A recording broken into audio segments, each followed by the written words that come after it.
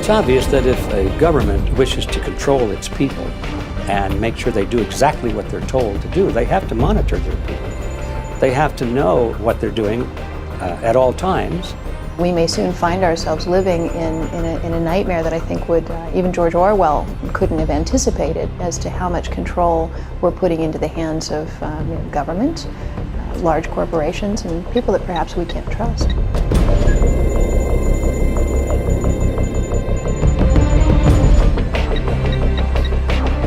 If you're talking about wars, if you're talking about money management, if you're talking about orchestrating crisis, these people behind it sounds like a conspiracy.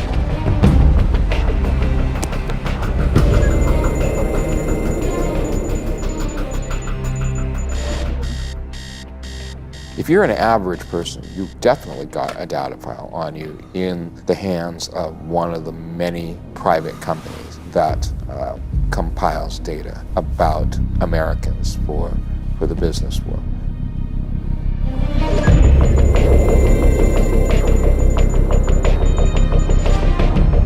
In Austin, Texas, and in other places around the country, they're using smart thermostats.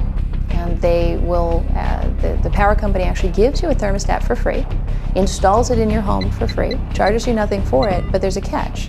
And the catch is, to get this high-tech, fancy thermostat, you have to allow them, in the event of excessive power consumption, to reach into your home through radio waves and literally turn it off.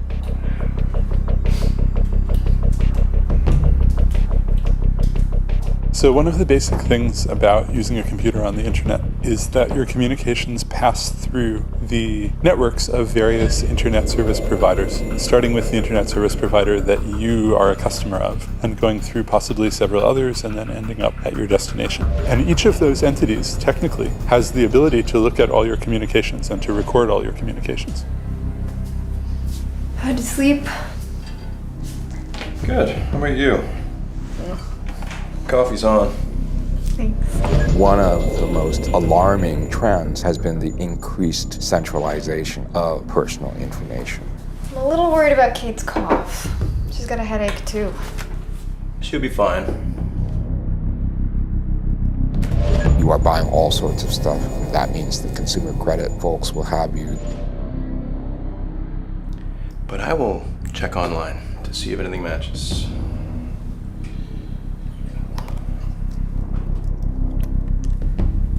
I guarantee you that many of these other database holders have files on you. You didn't hear her last night?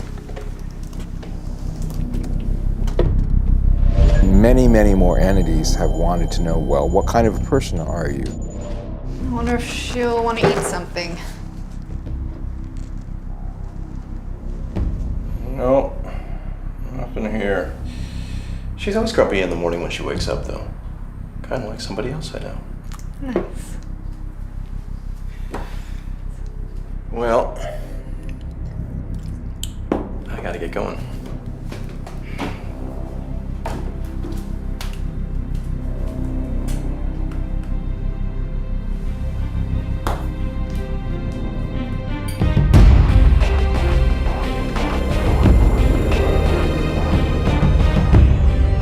Every day, in so many ways, we are being watched.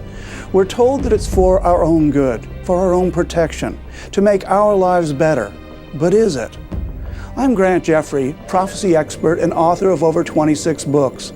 I spent 2 decades researching and detailing how our fundamental freedoms are being systematically eroded, how our governments are not controlled the way we think they are, and how all of this ties into remarkable prophecies from over 2,000 years ago.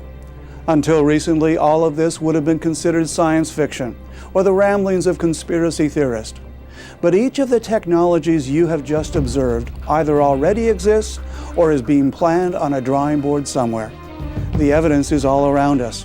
There is no denying that we live in a surveillance society. And really, no matter what we do, there is no turning back. And in the 2010 census workers in the United States have actually been sent out in advance, a year in advance of the actual census being taken. They've been sent out with handheld GPS devices and told to go to every single dwelling in the country. That's an absolutely unprecedented undertaking. It's kind of happened without very much media mention or much awareness, and now have the ability to pinpoint every single location in the country is really unprecedented.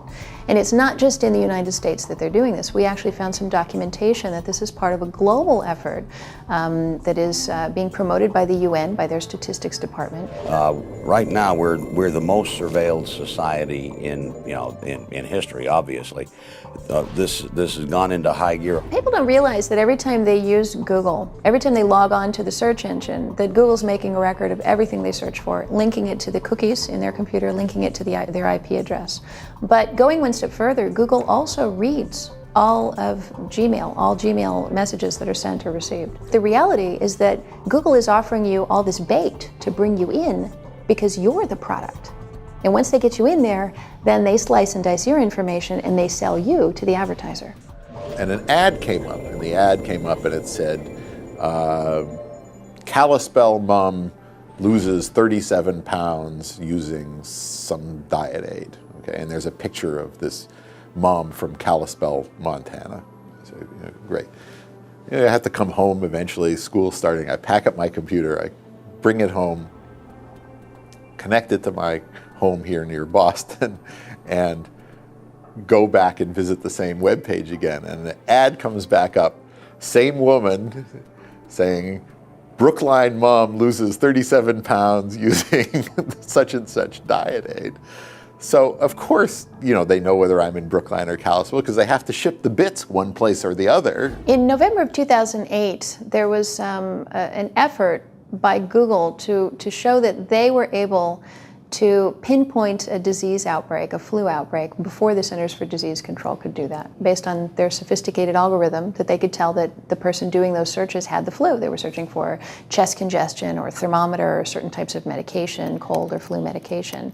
And whenever one of those keywords would be entered into Google, it would set off a red flag. They would pinpoint that person's location based on their internet service provider, and then they would put a red dot on a map. And over time, you would see lots of red dots in certain locations on the map, and then they shared that information with the Centers for Disease Control. And sure enough, they were able to pinpoint those outbreaks 2 weeks in advance. Now, some people might say, well, gee, that's a really helpful thing to do.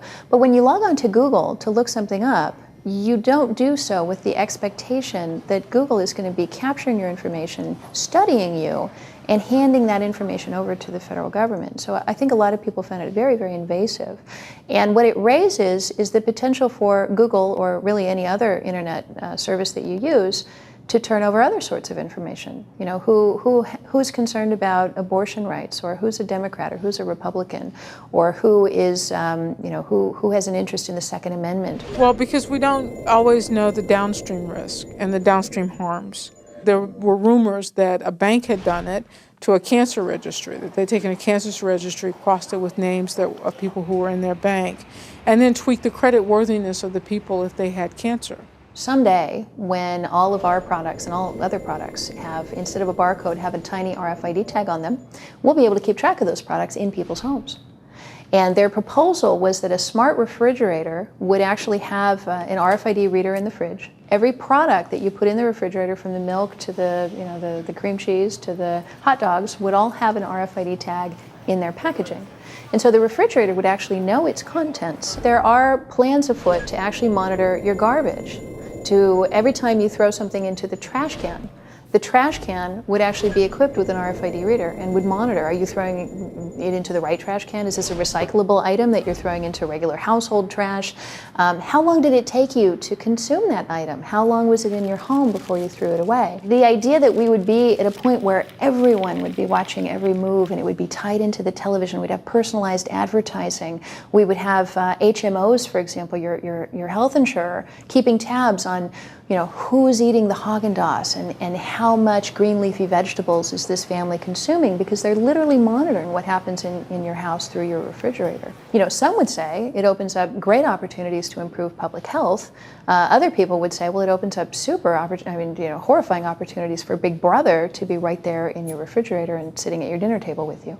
With rising technology and with the motivating forces from the government level to push that technology in the direction of capability of monitoring human activity. With that technology emerging, it's very frightening, because it means that totalitarian regimes will very soon indeed have the power to control and monitor every human being on the planet. People working in major office buildings have an access pass, a badge that they use to get into their office. Every time you scan that to get into the building, you're revealing what time you got there, what time you left. Those records have actually been used by employers to determine whether someone was claiming sick leave when they weren't really sick. The reasons for surveillance and the need for better surveillance systems are compelling. If you want to keep track of your pets or children, or livestock or possessions, you can now put ID tracking devices on them. If you want to make sure employees are working the way they should, you can now monitor them. If you want to protect citizens from thieves, con artists, drug dealers, hate mongers, pedophiles, terrorists, and basically anyone and everyone who's a threat to society, you can now track, monitor, and scrutinize them. If you can save lives and protect property, why wouldn't you? And if you yourself are engaged in unsocial or illegal actions, your rights to privacy should be taken away. Those are compelling arguments. But is it right? And are only the bad guys being watched?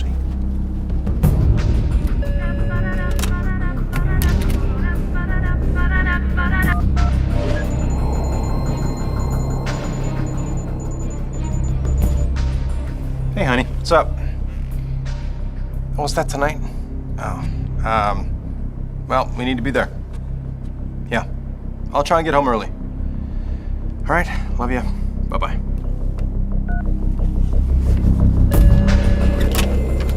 Whenever people say, if you aren't doing anything wrong, why do you care if people watch you?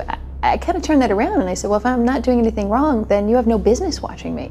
President Bush, Attorney General Gonzalez, and the head of the NSA all admitted that, well, the Times was right, that the NSA had been spying on Americans without the warrant required by law, required by the Constitution, and required by federal wiretapping law, and that they had been doing this for a number of years. There used to be a joke, we're from the NSA, we read your email so that you don't have to. All of our phone calls are now processed essentially by computers in a digital form. And so wiretapping a phone call is just a matter of telling some of those devices to remember or to divert some of those bits, rather than necessarily physically clipping anything onto anything. So as you can imagine, it's very cheap and very straightforward. When I turn it on to make a call and then I'm going to shut it off, and it's just like the old handset telephone that I have in my house, except I can walk around with it. Well, it isn't, because first of all, when you have it on, it's constantly telling the telephone company where you are. Notifies the nearby cell phone towers, whether you're talking on it or not, of what your location is, because that's how the phone company knows where to route your incoming calls.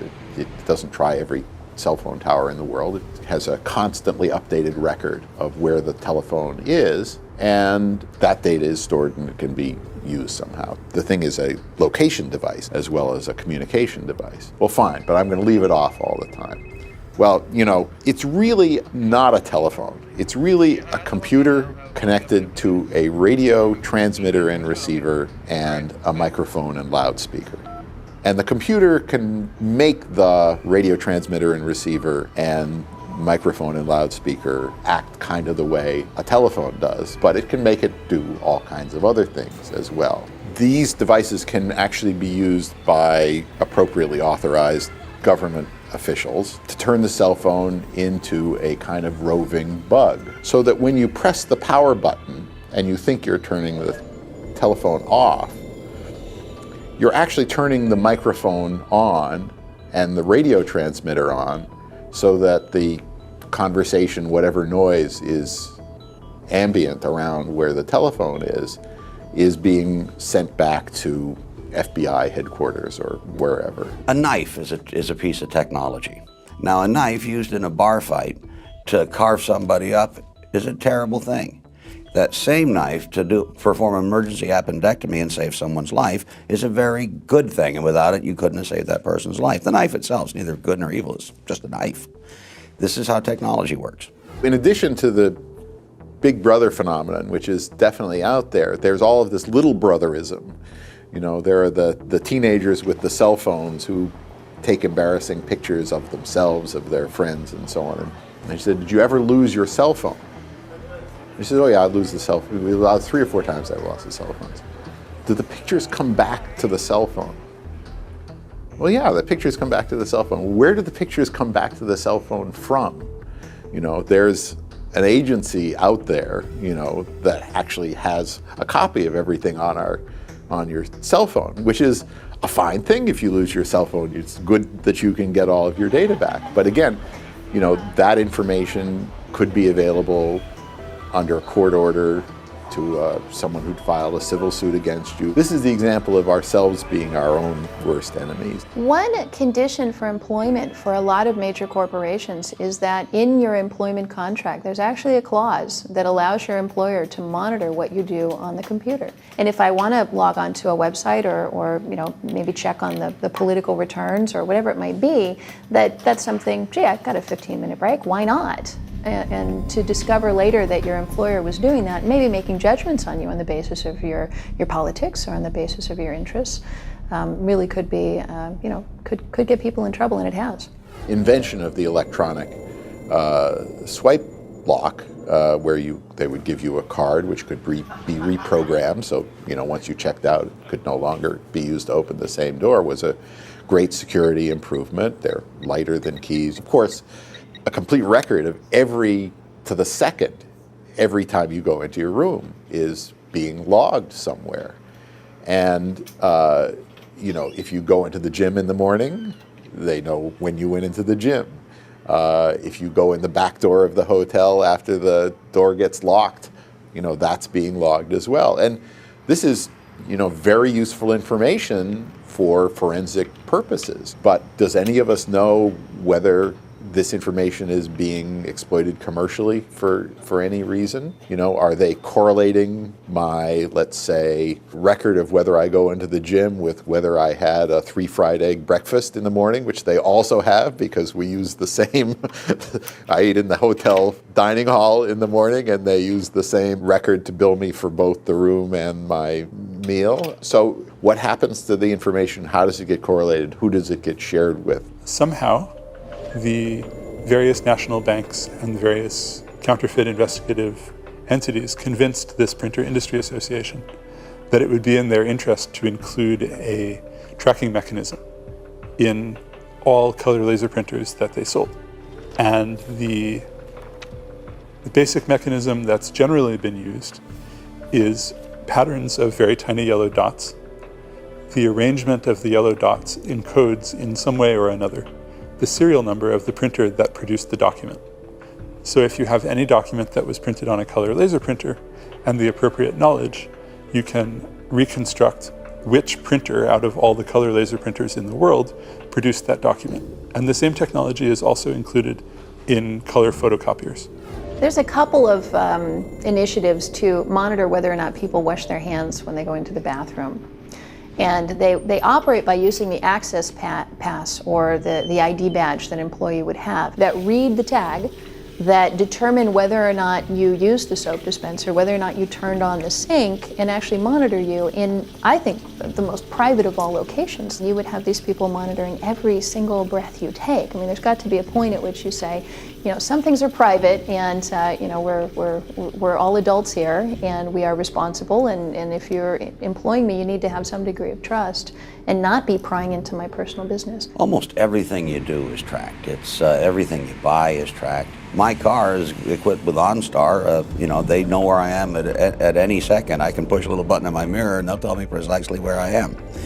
You know, some of this stuff is good, some of it's bad. If I was a car thief, it would be bad, because OnStar can also turn the car off while I'm in the process of stealing it. So in the communication surveillance area, what we're talking about is systems that, or programs to try to keep track of what people are saying on the phone, surveillance of what people send in an email, surveillance of the records of who you talk to, when you talk to them, and for how long. Then on the other side, with location surveillance, very much into systems that track where you go in everyday life. And this is really a growing area of concern for the AFF. You get that with the growth of public video surveillance cameras that actually watch you and record your images while you're in public places or in shopping malls or pretty much anywhere. That also comes about from, say, GPS devices, which can allow you to be tracked. Cell phone technology can allow you to be tracked. And then finally, of course, RFID tags, which can allow you to be tracked. So you have a lot of different modalities of location surveillance that are all of great interest both to the government and also to commercial marketers. It's almost impossible, really, to live off the grid. You have to live without credit cards. You have to live without bank accounts. It's hard to go in and out of the country. You know, one of the areas about which I've been alarmed is the kind of information you have to give up at the border when you go in and out. If you carry a computer with you, U.S. border security asserts the right to inspect what's on your computer in the same way they can inspect what's in your suitcase. And since our whole lives now, many of us are on our laptops, pretty much everything professional and personal about us is there. So we've seen in certainly that the FBI, they are customers of ChoicePoint. They will call up data about people from ChoicePoint and they say, well, if any merchant can use ChoicePoint, why can't we? So it's a very, very promiscuous world when it comes to data about us, because both the government wants to know about us and private businesses want to know about us. And when they gang up on everyday people, it's really quite an unholy alliance.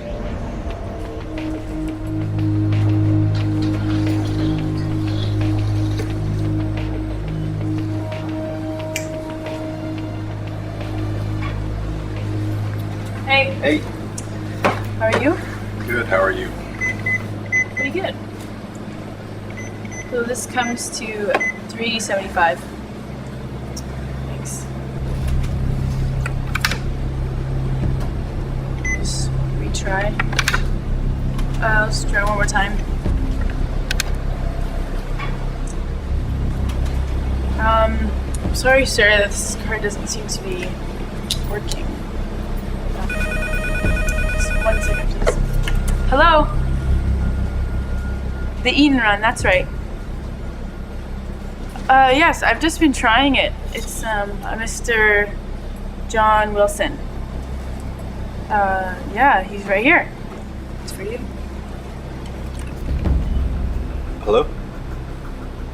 Oh, yeah, just regular things, gas, groceries, coffee. Oh, okay. Yeah, okay. Bye. Seems that guy a couple of states over has been using my card. Too bad I can't keep the plasma screen TV and motorcycle. That's too bad. Any of us can think of the things that we normally purchase on our credit card and the convenience at which it is to use a credit card, and how much of your daily life is actually visible through your credit card statement. Is pretty amazing, right? So I could see patterns of use, patterns of behavior. I can know things about the kind of person you might be, the kind of lifestyle you might live, your spending habits. Do you tend to spend a lot at the beginning if you're paid monthly, do you spend a lot at the beginning of the month and very little at the end? Many young people barely know what cash looks like. They use credit cards for anything. Many of us do. I shouldn't say young people, it's true for me as well. Use credit cards for everything because there are incentives to do it. But they're great data collection tools. We give up lots of information about ourselves. It is the only anonymous way to conduct any kind of business. The problem with cash is it's rapidly becoming an anachronism. If you don't think so, take $10,000 and go and try and put it down in cash on a new car. But by the time you get the papers signed, you'll be sitting with 2 FBI agents wanting to know where the $10,000 came from. Because if you're transferring more than $10,000 can be a crime. Now, that means that now cash isn't that anonymous except in smaller amounts. And how small is a smaller amount? There are things that you can buy for $20 or $30, but if you go any higher than that, if you bring $100 bills, most stores won't take them. There is a desire by several forces coming together who do want to add a biometric identifier to government identification. So the leading push in the United States is most likely a biometric added to your driver's license. That biometric is most likely going to be a fingerprint. Under that model, the fingerprint becomes your new Social Security number. So what does that mean? I'm touching the chair, I'm touching the table, I'm leaving my fingerprints behind. You come along with a piece of tape and some dust, you pick up my print, you stick it on a fake ID, and now you're me, right? As proved by this phony fingerprint that you've just lifted up, right? And then if things get really bad with your identity theft and Social Security numbers, you can actually get a new Social Security number. But what do I do about getting new fingerprints? I'm always forgetting my wallet. And then I can't find it and I don't know where it is. And the idea that maybe someone could put an RFID chip somewhere where I would just have to wave my arm, it's a very attractive proposition. There are plenty of reasons, I think, to be worried about a cashless society where we have microchips implanted in our hands and simply make our payments in that way. For one thing, you would be unable to ever make a payment or make a purchase that someone wasn't watching and recording in a database. Marketers would love to get a hold of that. Hackers can hack into that. The government could use it, to investigate you or try to control your behavior. Nobody ever reads those disclosure requirements. No one.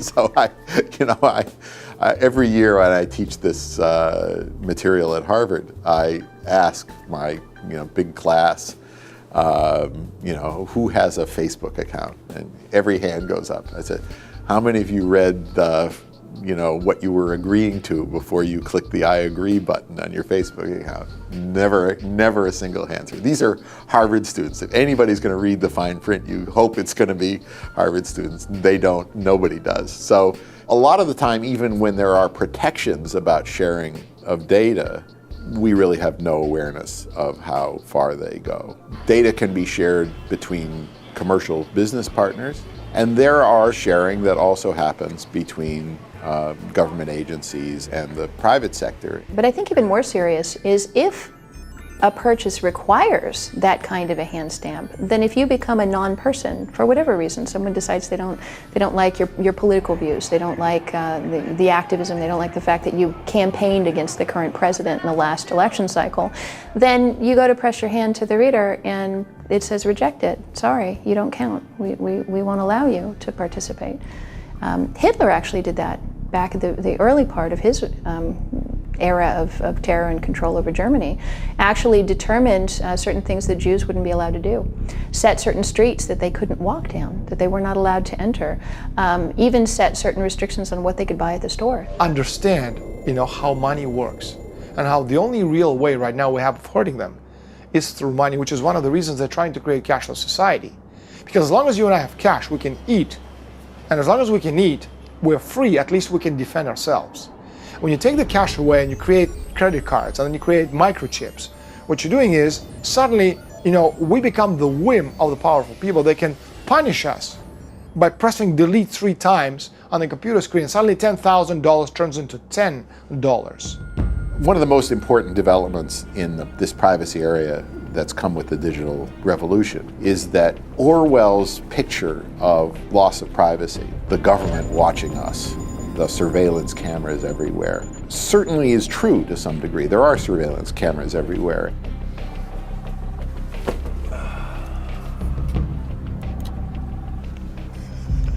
That's hilarious. Where do you get all this stuff? Don't know how I lived before YouTube. What, you just search all day? No. Painful or stupid is easy to find. Useful and factual take a while.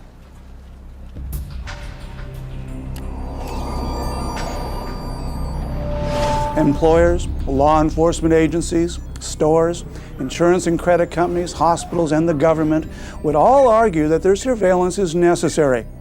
They'd also all state that individual surveillance and data systems are not invasive and pose no threat of creating personal profiles or a data shadow. Simply stated, one source of surveillance at one location on one part of a person's life is not a real concern.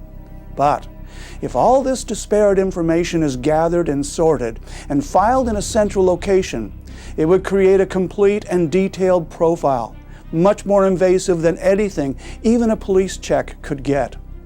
The infringement on individuals' personal freedoms and the possibilities for abuse would rival George Orwell's Big Brother government.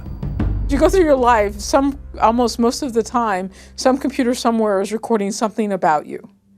And so if you think about it, it's just, tons of information on each of us.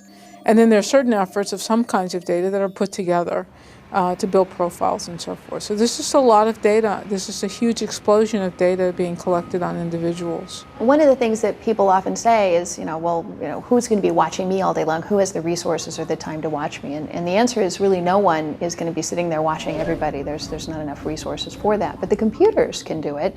Now that we have almost unlimited storage capacity on computer hard drives, it's possible to record everything that happens in front of a video camera or every transaction that occurs, in a credit card database, for example. And that information is actually becoming immense. It was revealed in the New York Times that Walmart's database was as big as, if not bigger than, the entire internet. After 9/11, a lot of the failures to prevent the attacks were attributed, rightly or wrongly, to the failure of different government agencies to share data with each other to form a complete picture that would have identified the terrorists before they got on the airplane. And so those walls between government agencies are coming down. And then it turns out in the US, there's data the government is prohibited from collecting itself, but which it can perfectly well go buy on the open market from private vendors. Even where there are walls that are supposed to keep the data separate, they come down. I mean, just pretty much across the board, this is ongoing demand for linking more and more of the information on individuals. What do you purchase at the credit card versus what your telephone where your telephone says you are now? Is this an opportunity to send you a text message and remind you to go to the grocery store, that they have a sale on orange juice? I mean, this is the kind of vision that many people have, and there's been a lot of effort moving towards that vision. In a computerized age where information doesn't vanish into the air, but is always being recorded somewhere, and then collected, aggregated into a database, is that every purchase you make, every step you take where there's a public video surveillance camera, when you use a credit card, the searches you do on Google, all these things get collected. And the way the law looks at it right now is, well, you typed in that search term to Google, so you knew they were going to get it. Of course they have the ability to keep it. And because, as a practical matter, we have this giant information collecting system, the threat to privacy today is far, far greater than it ever has been. It's more like the creation of an encyclopedia. And if you think about an encyclopedia, back in the old days when we had A through Z encyclopedias, you wouldn't sit down and read every single volume. But when you wanted to look up Amazonian tree frogs or the country of, Colombia, it was right there at your fingertips. And so I think what's happening with the database is the best way to understand it is that you're just a blip on the screen right now. But the moment someone wants to look you up and wants to drill down and find out about you, they open up your entry. And at that point, all of this data that's been collected really would paint a shockingly detailed picture of a single person's life. When Big Brother is government, what are the consequences? Well, government can take away my liberty. You know, if Big Brother is industry, maybe my credit card company or my bank, well, they could just throw up my credit worthiness. They might take my money. So the consequences of who the Big Brother is are non-trivial. If there had been other attacks and more pressure was put on, you know, more privacy sort of put at risk, the consequences for Big Brother could have been really large. Because what if more and more Americans were caught up in a dragnet, more and more innocent Americans caught up in a dragnet, believed to be terrorists, might be terrorists, we're just scared of you kind of thing.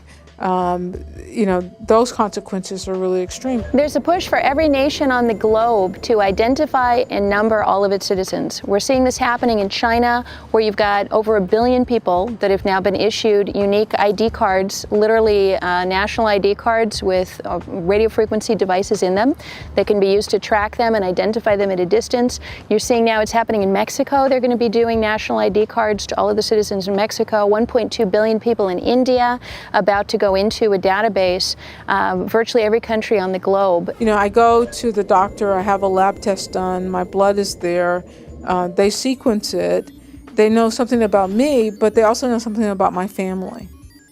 And even if I agreed that they could use it for research, to what extent did I now bring my family, release information about them? This is an RFID credit card. There have been tens of millions, if not hundreds of millions of these issued, and the vast majority of people who are carrying them don't actually realize that there is RFID in them. There's nothing on it anywhere that says RFID. There's a small symbol on the back that if you know what it means, you'd know that it was RFID, but if you're just looking at it, it's just another logo. You have no way of knowing that there is an RFID chip in it. The problem with this is that because you don't know there's RFID in it, you won't take any steps to protect it, which means that I can come along with a device like this. I bought this on eBay for about $200, and it reads these RFID credit cards. It gives me full card information that is sufficient to process a credit card transaction. So using my $200 device, I've got all of these people walking around with all of these credit cards in their pockets that they don't know have RFID and that they don't know are vulnerable to off-the-shelf devices like this that can read their credit card information and then conduct transactions with their credit card without that card ever leaving your wallet.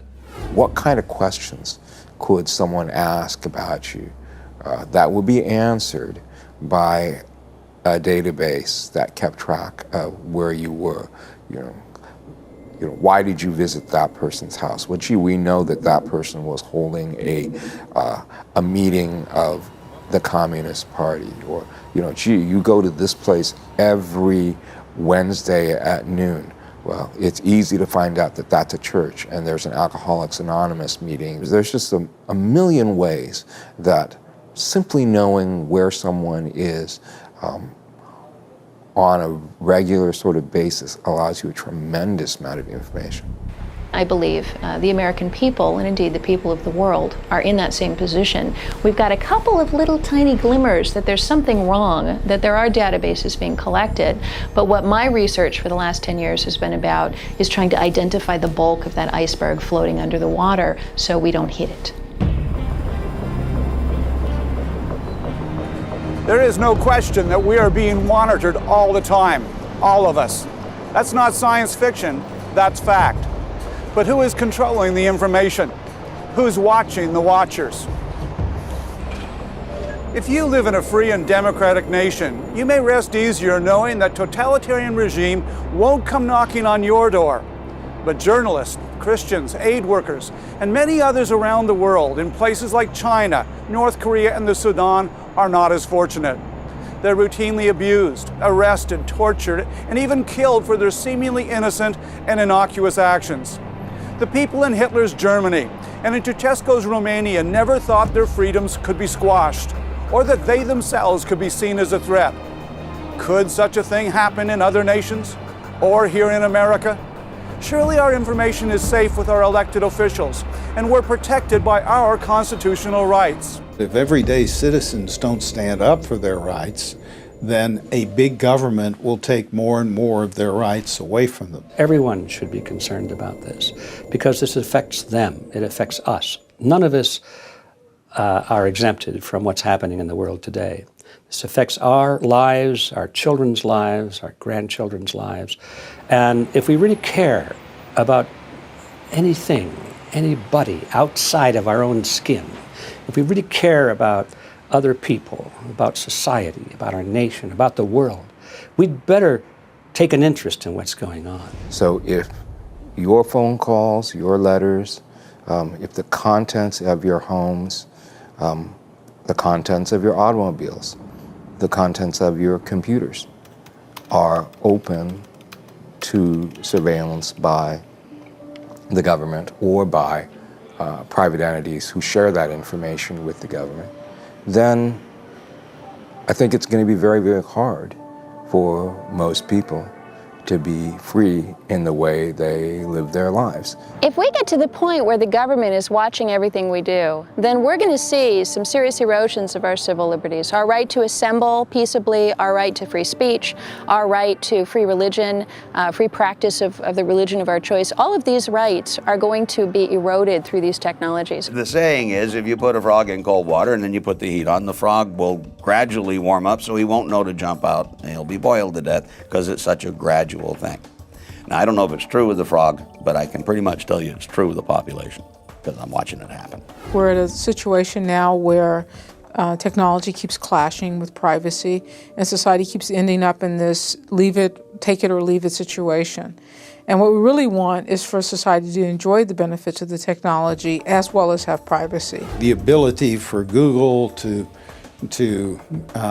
tell everything about you and the house you live in, the ability to watch you on the street, to monitor you. I can understand the reasons for Great Britain setting up the camera spy systems that they've set up, but if used incorrectly, it can destroy you. And of course, computers are another thing that governments want to control.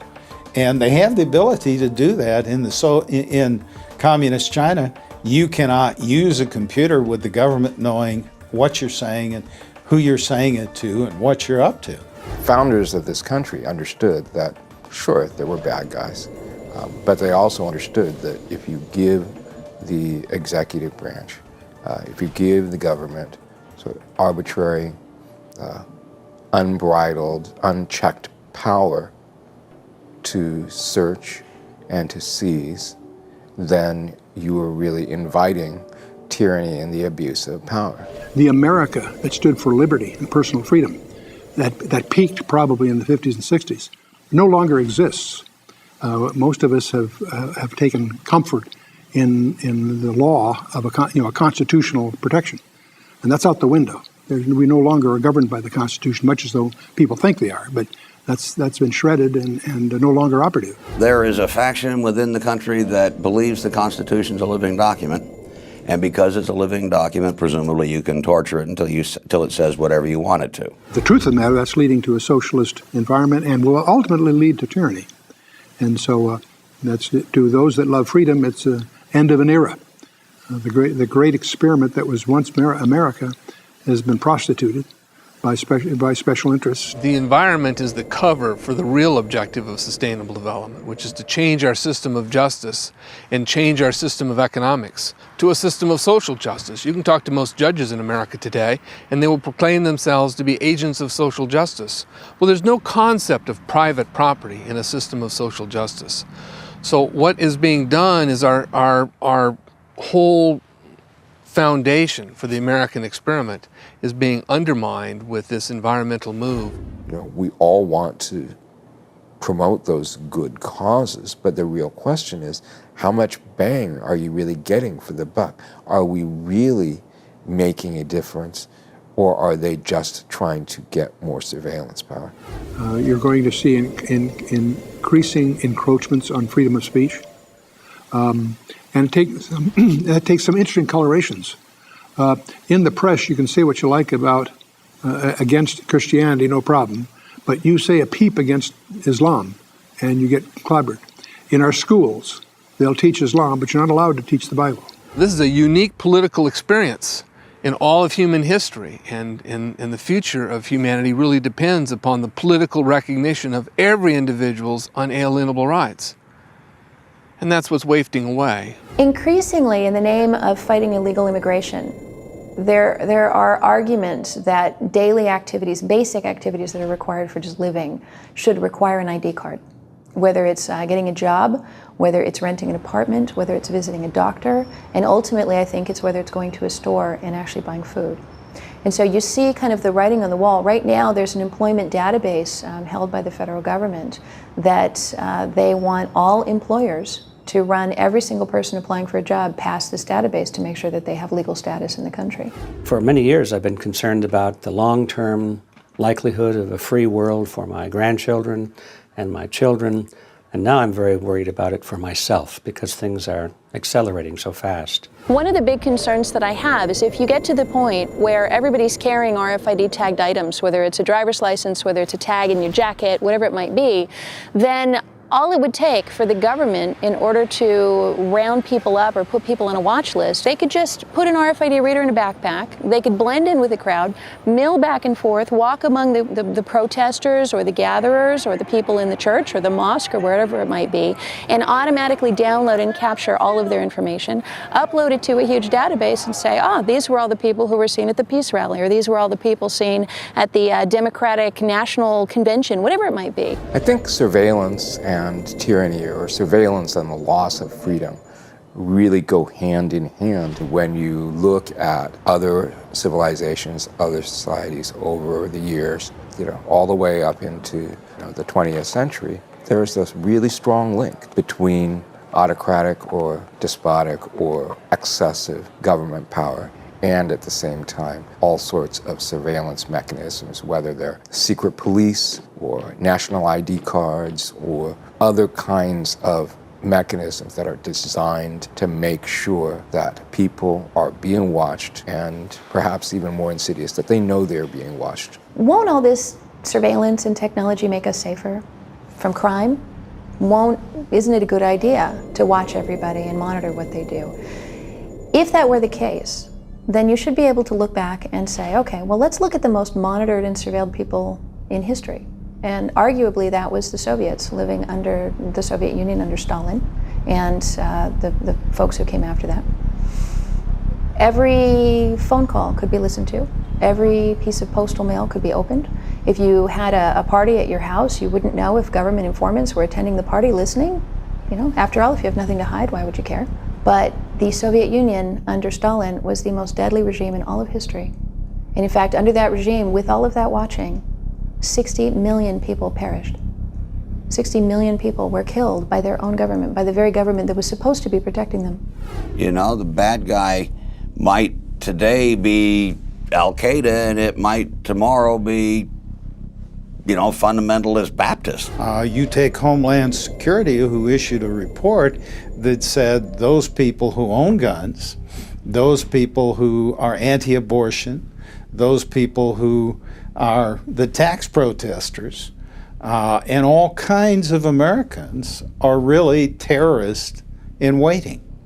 And attempts should be made to silence those people.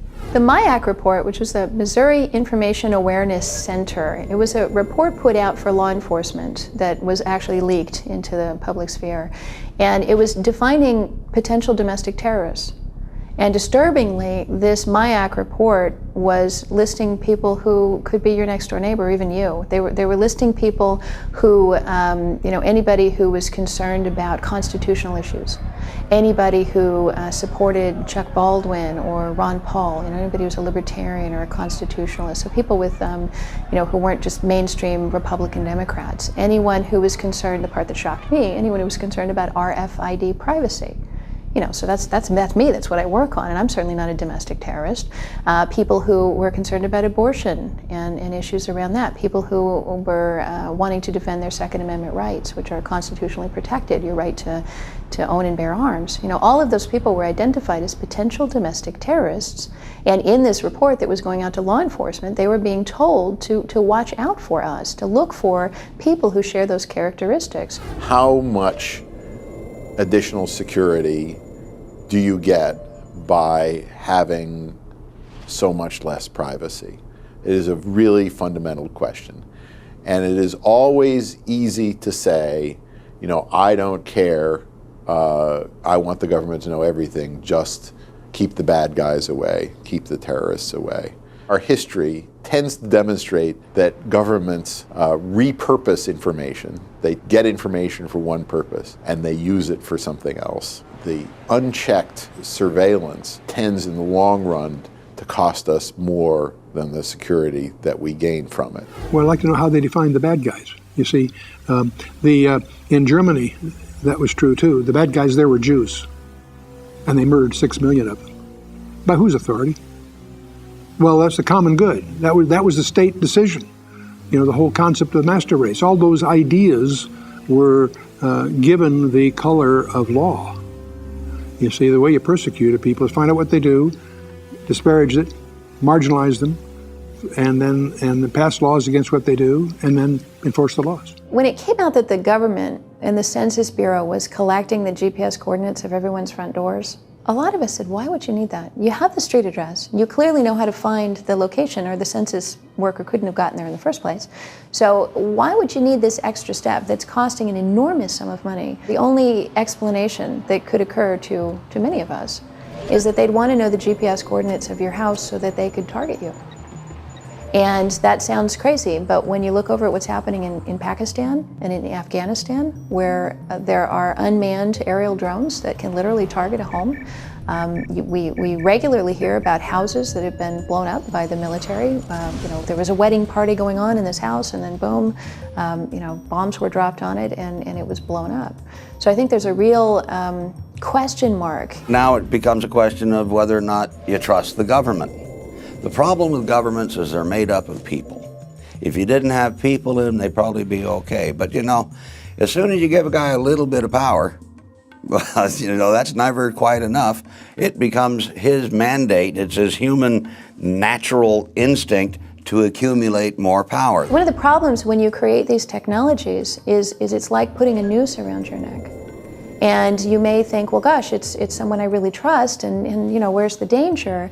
But then that person you trust goes away, and then someone else can rise to power. We've seen it happen all over the globe. We've seen it happen century after century, where evil people have this bizarre tendency to rise into positions of power and authority over others. You know, you look at what Hitler was able to do with very limited technology. He was able to pinpoint, single, and destroy large numbers of people that he just personally decided he didn't like.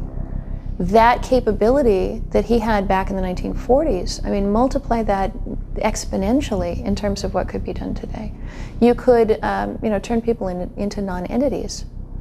You wouldn't even have to kill them. You could just make it so they couldn't access the ATM machine, they couldn't go to the grocery store, they couldn't get to see the doctor. So I think the bigger picture and what we need to be thinking of as a society today is we really should not be creating the power to destroy our lives and putting it into anyone's hands.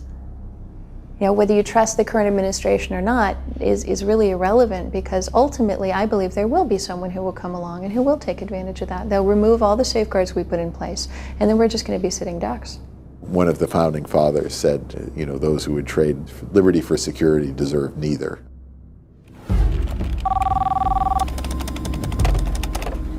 Hello, John Wilson speaking. Okay, why do I have to come down? Sounds a bit strange. No offense, but I don't know anything about you. Yeah, sure, that would help. Okay, what's the address? Okay, how long is this gonna take? I understand. Okay, bye.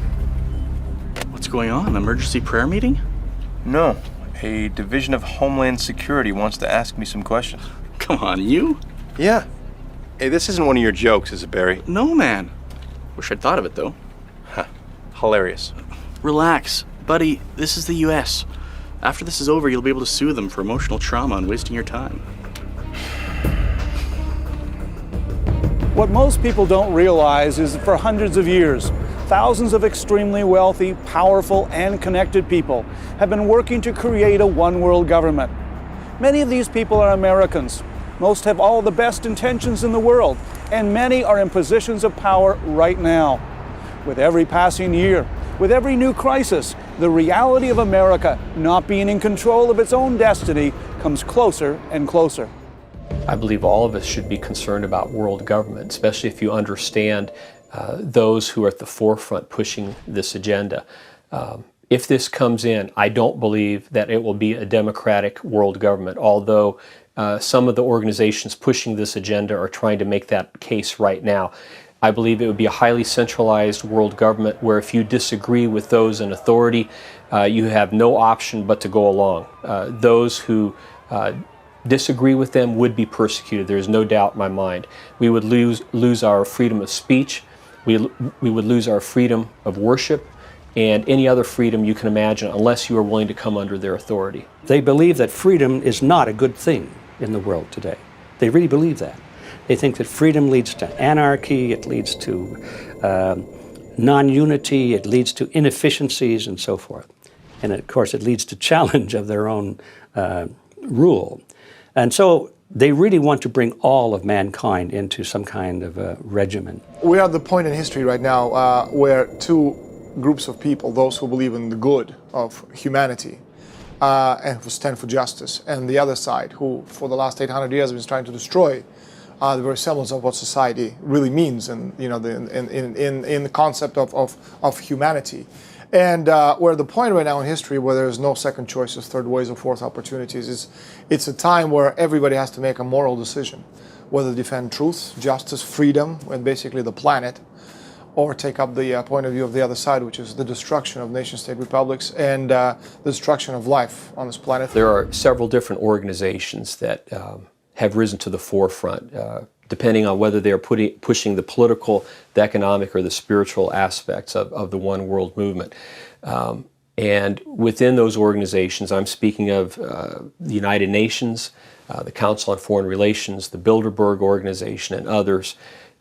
There are those, even in the current administration, who have this type of view of the world that they want to move the United States and Western society in the direction of globalization and world government. If you tear down the barriers between the countries of the world, and there is this, I call it mafia, this powerful mafia above the countries of the world, they are coming down through sustainable development in the United Nations and all kinds of control to take the soul of the world. I have covered 105 global meetings. I've interviewed presidents and prime ministers.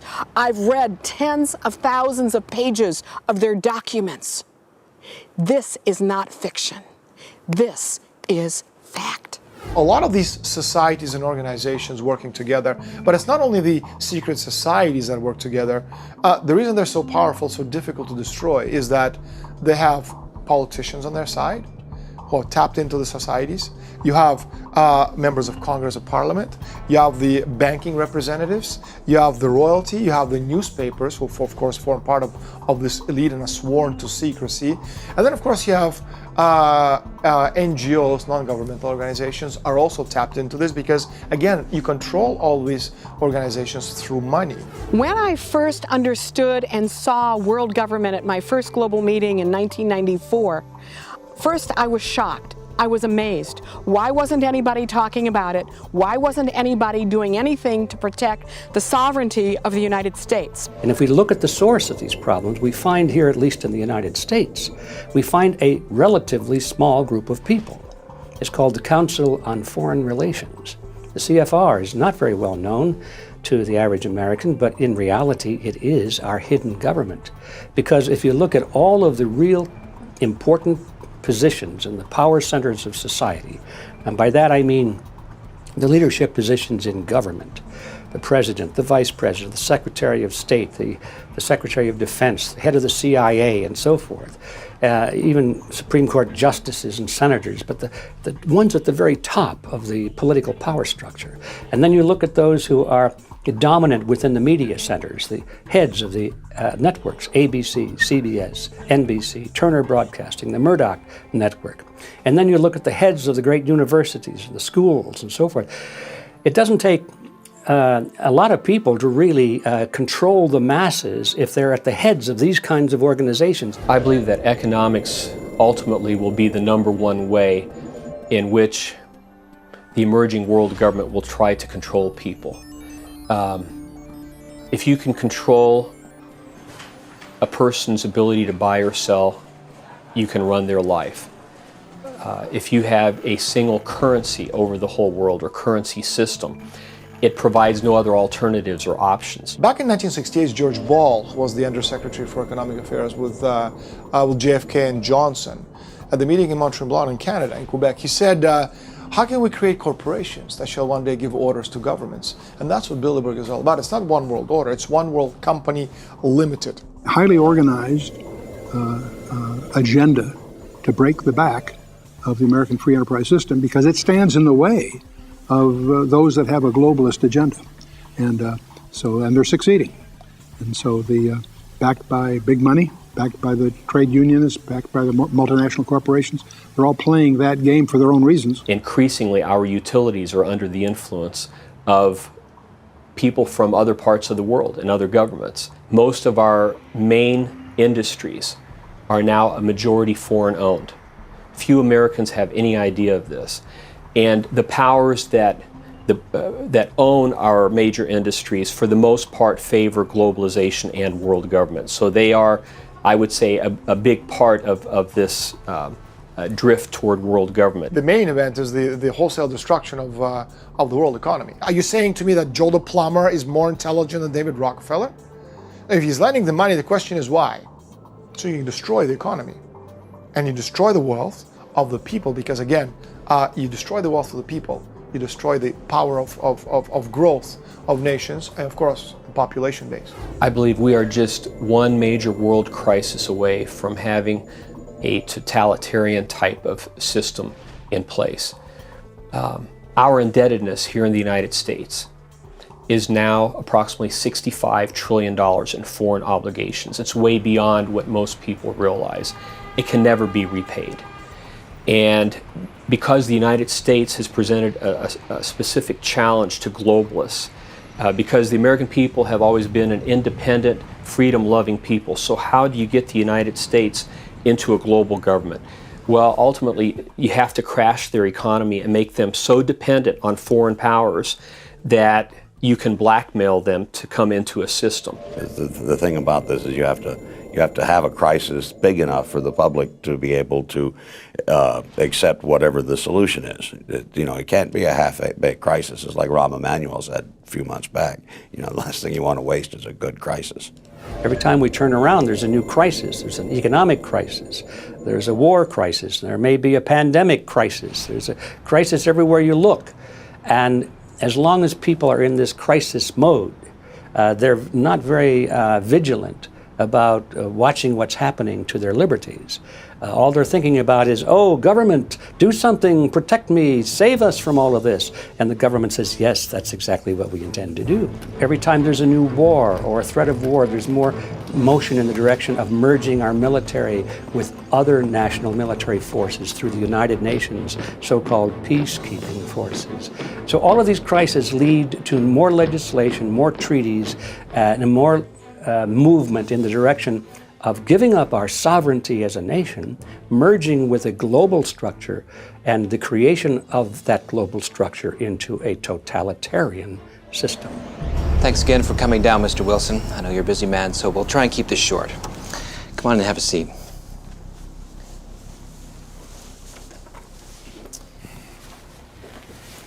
So, for the record, your name is John Francis Wilson, and you live at 15 Clear Heights Drive.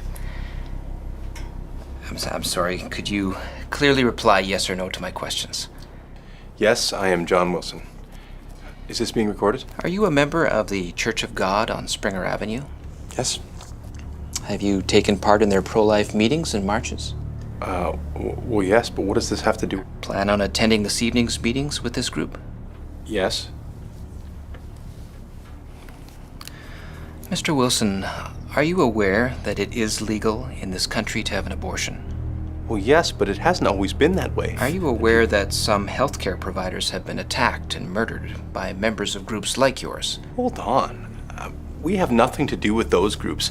We are peaceful people that are protesting. protesting. You aware that some healthcare providers have been attacked, Mr. Wilson? We believe in preserving life and not taking it. Are you aware, Mr. Wilson? Yes or no?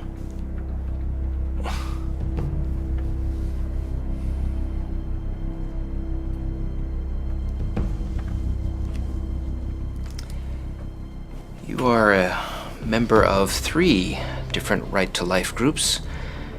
You are a member of a number of evangelical Christian organizations. You've donated money to Christian Science Research and the Salvation Army. You receive daily emails from radical organizations that encourage prayer for our government on matters of policy. You signed a number of petitions supporting the traditional definition of marriage. You frequently visit websites that are pro-Israeli and others that believe in an imminent cataclysmic event. Your wife and children are also enrolled in or are talking to many other radical anti-social organizations and people. Mr. Wilson, there's a lot more here.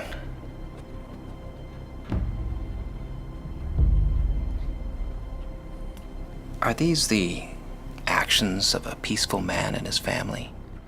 I'm terrified by that thought. A global government, that would mean that the franchise we have for freedom and for allowing everybody to vote would be destroyed. The ability for our people to accept the Bill of Rights and all the freedoms guaranteed in the Bill of Rights would be destroyed, because the rest of the world doesn't have the free press like we have. And women don't vote in most of the countries in the rest of the world. You don't have a society in Japan, you're guilty until proven innocent. You don't have the right to protect yourself in your own home or even defend yourself against violent criminals in Great Britain. All those freedoms that we have today would be taken away from us. So all that a world government can do would mean that the wrong people would vote on what's right for America. Why not have the people of the world living in unity, peace, and harmony? On the surface, it sounds good. But as you get deeper into the organizations pushing this agenda and look at where these people are coming from in the higher levels, it is a very sinister agenda. There's a lot of hatred for Christians and Jews. Read the Quran. If a woman commits adultery, she's stoned to death. If a thief steals something, he has his hand can't be cut off.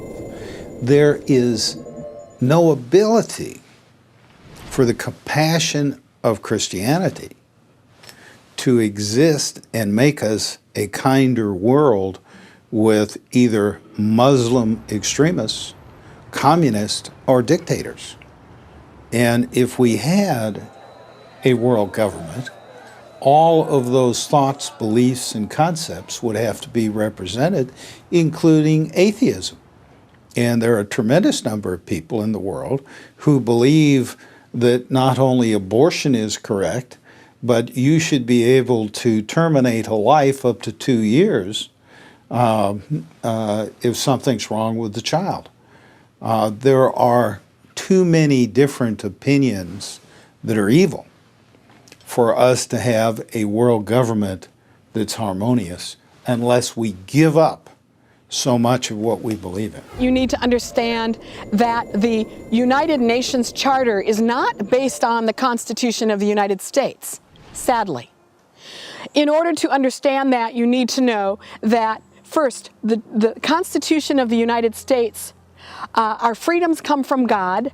They are not able to be numbered. They are inalienable. They can never be taken away. When you take a look at the UN Charter, our rights come from government, they are numbered, and they can be taken away for bad behavior. If a one world occult system comes into place, I believe we will entirely lose our freedoms to speak out, to worship freely as we will, to own property as we do now. I believe much of the world's property will be seized by the coming global government in the name of protecting the environment. Our healthcare system, if someone controls our healthcare, to a large extent they can control us. They can determine whether you live or die. Not only is it a tyrannical form of government, but it's built around the assumption that this is all for the greater good of the greater number.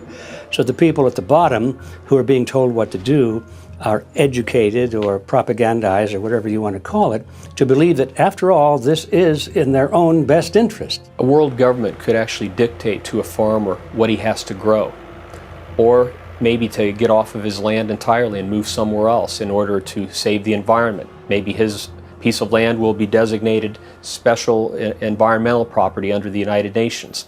That has already happened with some of our national parks, and I've seen a map that shows that ultimately as much as a third of the United States could be declared as one world property where people wouldn't have any access to it at all. You're talking about the World Wildlife Fund. Their main objective is, again, to reduce the world's population. Prince Philip, Queen Elizabeth II's husband, he said that. He said, if I ever came back, reincarnated, I come back as a deadly virus. Well, of course he would, because that's what these people are into destroying the world society. Now that's how one can begin to understand the real goals of the Agenda 21 Sustainable Development UN Global Plan. You see, that plan in its own expression calls for a reduction of the human population by 85%. So you begin to wonder how it is we can survive in this country when our resources are taken and put off limits for our use, whether it's mining resources or timber resources, food resources, etc. If we were to remove half of this country's land mass from productive human use, it's only a matter of time before human population begins to fall. But when we understand that that's the plan of the United Nations, we can begin to put this in a perspective that we need to be putting it in. Maurice Strong at the UN, he's a very altruistic guy. The guy thinks that, he thinks that he's doing the right thing for the most number of people by advocating that we kill off some of them because there's just too darn many of them. I believe the whole concept of population control and diminishing the world's population to a place where we can sustain development and bringing it below 1 billion is setting the stage for mass persecution down the road. What if people actually buy into that idea, that much of the world has to be eliminated in order for those who are left to be able to continue to function? You're going to see more wars, more famines, more disease. Some of this intentionally spread to reduce the population of mankind. There's a place I visited called the Georgia Guidestones, where they present the 10 Commandments of the New Age movement in a number of different languages. And one of the commandments calls for the reduction of the population of mankind down to a fraction of what it is right now. So a thinking, intelligent person should be asking, how are they going to achieve that? If that is one of their goals and they're going to work toward that goal, then who are the victims going to be and how are they going to choose who lives and dies? I find it hard to believe is because they don't hear it from any other source. You're not going to hear it in the media. You're not going to hear it from the government leaders. You're not going to hear it from the people who, in fact, are creating it. That's the thing. And so they don't realize how far it has gone. Well, people don't know much about sustainable development because major media is really captured by the same interests that control the banking institutions. Our public information systems have been bought up or have been taken control over by these forces that seek the creation of this one world where human beings become chattel to the ruling elite. And it seems that there have been plenty of people signing up to become slave masters and keep this information undercover. The loss of freedom is not being imposed on most people in the Western world, not being imposed by force of arms with bayonets, guns, or bombs, but with propaganda. They've convinced us that what's on the cover of the New York Times, the Washington Post, the Globe and Mail, the Toronto Star, or on CBC Nightly News with Peter Mansbridge, if he's still around or alive. It has to be the truth. And everything else, thus, as a result, is a conspiracy. Because if what I'm saying is the truth, it obviously would be on the front cover of the Toronto Star. Well, it can't, because the media forms part of the world elite. The purpose of a media in a democracy is to inform the electorate. Their job is to be a watchdog on the government. Well, we have a media that's prostituted itself totally to an agenda. And not only in terms of what it promotes, but in terms of what it hides. The real truth was hidden to the American people, still is. It's an incredibly well-organized propaganda machine. The empires, they control people, or they manipulate people by making sure they control how people think. And this is exactly what they've done so very, very well. Because again, the greatest hypnotist in the world is this oblong box everyone has in their living room called the television set, which has taught us to eat, to think, to dress, to walk, to talk. We know more about the lives of Britney Spears than we know lives about our spouses. It's a gradual progression from well-intentioned people who simply want world peace to those that embrace pantheistic concepts, and ultimately a small percentage of those that actually go on to worship Lucifer or Satan. Evil exists.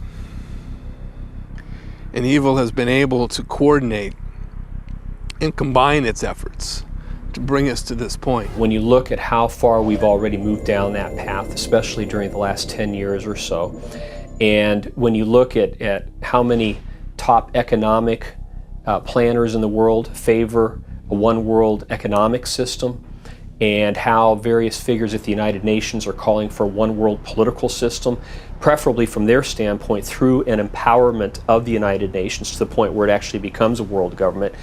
And then on July 6th of 2009, the Pope comes out and openly calls for the creation of a world political authority with teeth to be able to enforce itself.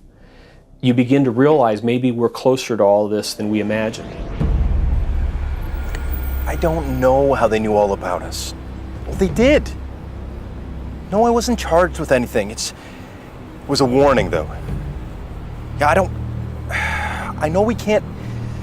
Listen, why don't you just come down here and we can talk about it, all right? I don't want to talk on the phone anymore. I know how crazy that sounds, all right? I love you. Okay, bye. There is no question that we live in a surveillance society. There's no question that detailed profiles are being created and stored about each and every one of us. There's no question that this is only going to increase with every passing day and with every new technological advancement. There's no question that with every new threat, new crisis, and consolidation of world resources, knowledge, and currencies, our world moves closer to a one-world governmental system. This new system will not be a friend of Christianity or Judaism. Basic rights like the freedom of speech, the freedom of religion, and the freedom to own land will disappear. Already today, there are very powerful and influential people who've dedicated themselves to seeing this come to pass. I have no doubt that it will, and soon. Then why am I not afraid and running for the hills? Because I knew this would happen.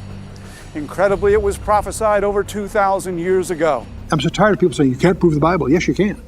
If you take the trouble to discover that of the integrity of its design, and then that design had to originate from outside time, because it writes history before it happens, and with the precision that's staggering. And the more you know about your Bible, and the more you know about what's going on in the geopolitical or just the world arena, the more you see a convergence approaching the classic biblical scenarios. The Bible says that in the last days, the government of the Antichrist rests on three pillars.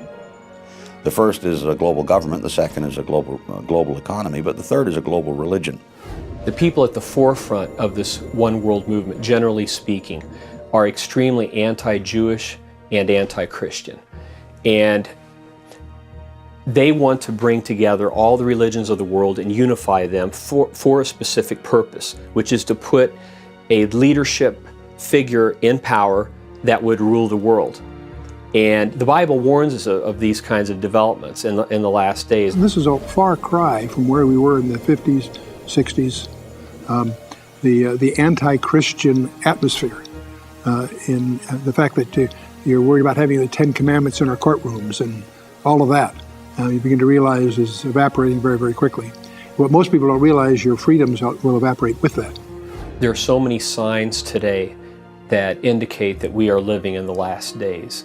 The Bible has so many prophecies warning us, giving us an idea of this time getting closer so that those of us who are alive when all of this happens could be forewarned and prepared. And one of those, the biggest perhaps, is Israel.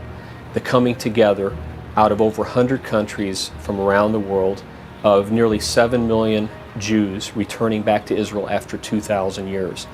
That's incredible. Some people try to say it's just a big coincidence or part of a different agenda. But when you look at Scripture and over 50 different prophecies in the Old Testament foretelling that in the last days God would regather the Jews from the four corners of the earth, from one side of the world to the other, all bringing them back to Israel. It's really difficult to try to explain that away. Ezekiel wrote about the restoration of Israel and said that in the latter days they would be restored on exactly the same piece of real estate from which they'd been scattered. Zephaniah said they would return with a pure language, restored Hebrew, which was restored by Ben Yehuda in 1948. Hebrew is a working language of Israel today, and it was dead before Latin was developed. Along with that, in the book of Daniel, we are told that there would be a massive increase in knowledge. Well, the last I heard, knowledge was doubling now every 4 years. That's never happened before in world history. And that is bringing the world closer and closer together. Technologically, things are now possible. You can talk on the telephone with someone halfway around the world, and it sounds as if they're next door. Travel has become so much easier, and communication through the internet.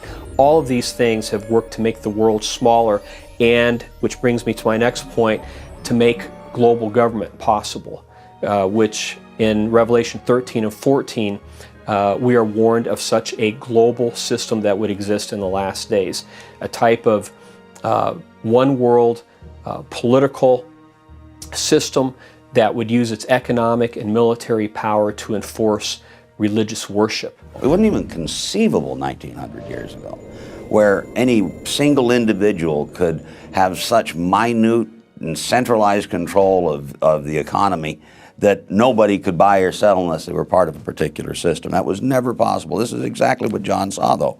And he saw it in the context of a developing global government. It's in the context of the fact that the Antichrist government, its strong suit is deception. Its power comes from its control of the economy. And its ultimate goal is worship of the leader. It's the ultimate fascist state. I believe when the mark will first be introduced, there will be an attempt to make it seem very fashionable, a safety mechanism. If you're kidnapped, police would know where you are and could rescue. That's already happening right now with animals, but also with humans in some parts of the world. What is Satan's primary weapon? All through the Bible. Deception. That started in Genesis 3, all the way through. Every time Jesus talked about the end times, he opens and closes his discourse by saying, "Be not deceived." So that's our challenge. And we are being deceived. We're being conned. In a local political sense, but also in a much broader sense. The Bible says that Peter was writing to Timothy, and he said that, that in the last days people will heap to themselves teachers having itching ears. Then they'll be turned unto fables because they want to hear what they want to hear, not what is necessarily true. And we're living in a generation now where truth is it has become like it's subjective. I mean, there can be two versions of the truth. Finally, in Matthew 24. Jesus warns us of an unprecedented deception that would take place at the very end of time, just preceding his second coming. Specifically in verse 24, he says that even the elect could be deceived if that were possible. Now that's got to be some kind of major deception for Jesus to make that type of statement. And we are seeing increased deception today, false religions coming in and taking hold in the United States, where just a generation ago most people would have professed a belief in Christ, or at least their ethic would have been Christian-based. The culture we're in is a very strange one. It denies the existence of truth. Well, what's the purpose of a university? I thought it was to pursue truth. What's the purpose of our scientific establishment? Discover what's true. And we live in a culture which denies the existence of truth. Another sign is the increased depravity of man. And in 1st and 2nd Timothy, it talks about how in the last days man would become more focused on self, a pursuer of pleasure, self-centered, boastful, proud, all of that. We are seeing that today through the New Age movement in ways that we have never seen before. It's all about self. You literally have millions of people out there who believe that they are God. We've never faced a situation like that before, but we do now. We're broke. We're mired in a global war. We're in a religious war. Everything seems to be. We're in decline. They're talking about getting rid of the U.S. dollar. Everything seems to point towards the U.S. no longer being the world's only superpower, which is exactly what the Bible said. You can see it all converging towards that. So we could make a list of the main countries in the Middle East and in Europe and the Far East. We can go through all that whole list. We can talk about technologies. We can make a whole list of trends. We classically, our enterprises monitored a dozen of these. And the more you know about each one, and the more you know what the Bible says about each one, you see a convergence. It isn't one of them, it's all of them happening at the same time. Verily I say unto you, this generation shall not pass until all these things be fulfilled. That's part of the Olivet Discourse, but I mean, it makes Israel the benchmark. It's the time clock, it's the stopwatch. Once it starts clicking, we've got one generation left, and we're very close to the end of that now. My challenge to anyone to which these things are fresh and new and unknown is to find out yourself, not what Chuck Missler or somebody on the radio or TV says. Find out yourself what the Bible really says. The Bible says that the heavens and earth proclaim the very existence and majesty of God, our Creator. That same Creator gave us a book to share His thoughts and plans for our lives. Unlike any other book in all of history, it also predicts what's going to happen in the future. The birth, death, and resurrection of Jesus Christ. The return of Israel to her land in 1948. Our remarkable changing world today. If someone you knew could predict the future with 100% accuracy, wouldn't you listen to them? Well, the Bible does exactly that. And it predicts that Jesus Christ will return for His followers and take them to a wonderful eternal home. Whether you're around for that event or whether you pass on before that, I pray that you will accept Jesus Christ as your Lord and Savior today. You may not be able to control what happens to your nation or our world, but you can determine your eternal destiny. The Bible says that tomorrow is promised to no one. Make the most important decision of your life and trust that Jesus loves you and wants to be part of your life. Our research into surveillance practices, losses of freedom, and shadow governments is not meant to scare you. It's meant to open your eyes to the shifting world around us. It's meant to shine a light on God's incredible prophecies. It's meant to bring you closer to our eternal Savior, Jesus Christ. What's going to happen a month from now, a year from now, 10 years from now? How do we prepare for it? And the one thing that the Lord over and over impresses on my heart is the importance of staying close to Him and taking it one day at a time and keeping our eyes focused on eternity.